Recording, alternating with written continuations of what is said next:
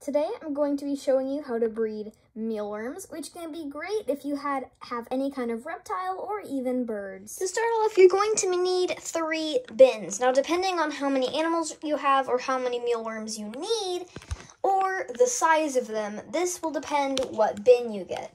Personally, I have just this 3-drawer small slide out, since the only animal I have that currently eats mealworms is Pip, my leopard gecko, which is just one little tiny baby boy, so he doesn't eat that much.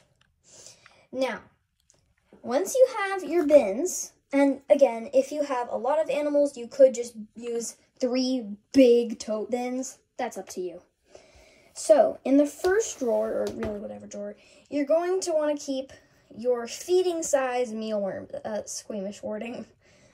Alright, and every once in a while, you're just going to put a carrot or a potato or an apple, you know, whatever, in there. And their substrate needs to be preferably wheat bran, but we couldn't get our hands on any, so oatmeal works just fine. So not only is that a great digging substrate, but also they can eat it. So, that's your first drawer. Now, a lot of people don't actually know this, but mealworms grow up to be beetles. So once they become beetles, you can put them in another drawer. So put the beetles in here, and the beetles are what actually lay eggs. You can put the oatmeal and wheat bran in there as well, and they'll lay their eggs in there. Currently, we don't have any.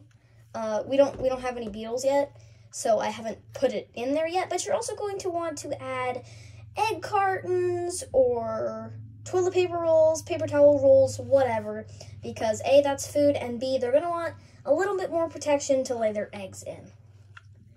So then, after about 1 to 2-ish weeks of your beetles being in here, you're going to want to take this exact stuff, and you're going to want to put it up into here, because it will have the eggs in it. Then you put some fresh oatmeal or wheat bran to the second drawer, and put your beetles back in there so they can start laying new eggs. So then this drawer would be where you incubated the eggs, or, I mean, kind of incubated. There's not really much work to be doing. But once they hatch and you notice some little squirmy boys crawling around, you put them down here. And then when they grow up and become beetles, they go in here and lay more eggs, and so on.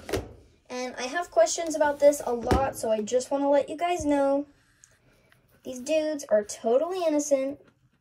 They don't bite, they don't sting, they don't run, they don't cry, they can't really climb or anything.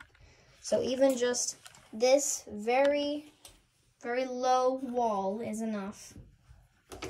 Now, the beetles, they also don't sting, they also don't bite. However, they might climb a little easier. So if you have a rack set up similar to this, keep it closed most of the time and only open it when you really need to, or to like move them. But always have a bigger bin nearby to move the beetles into if needed. So feeding is also really easy. You literally just put basically whatever leftovers you have in there, and they'll start eating it away. As you can see, that looks so yummy. So they will gladly eat potatoes, carrots, apples, sweet potatoes, like basically anything. And don't worry if you forget to put something in there for a few days, because their substrate is food. So don't worry about it. And that's basically it.